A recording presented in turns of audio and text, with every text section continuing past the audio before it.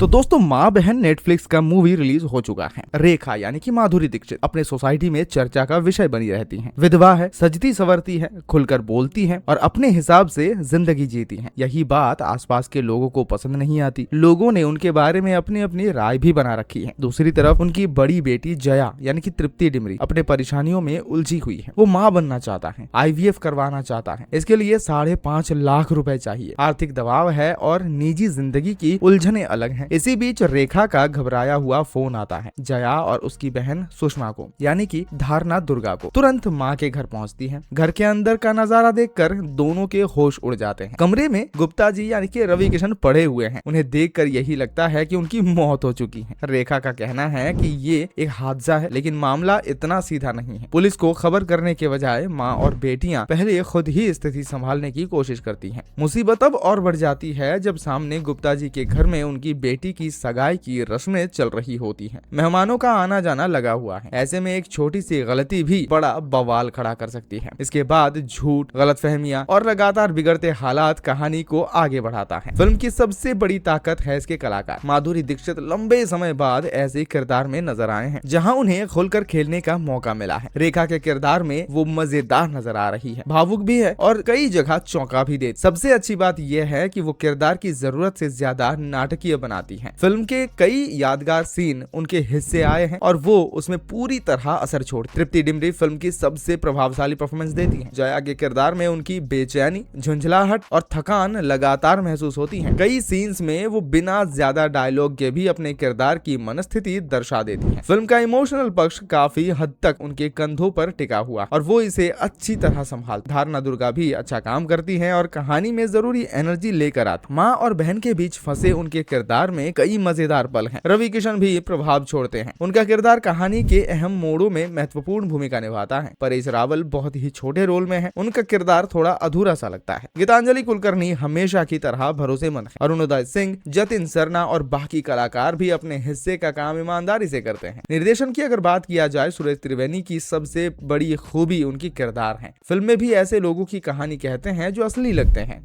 रेखा, जया और सुषमा सिर्फ कहानी को आगे बढ़ाने वाले किरदार नहीं बल्कि अपनी अपनी परेशानियों और कमजोरियों के साथ वो नजर आते हैं। कुल मिलाकर डार्क ह्यूमर बहुत अच्छा काम करता है, खास करके वे सीन जहां तीनों महिलाएं हालात संभालने की कोशिश में उन्हें और उलझा देती हैं।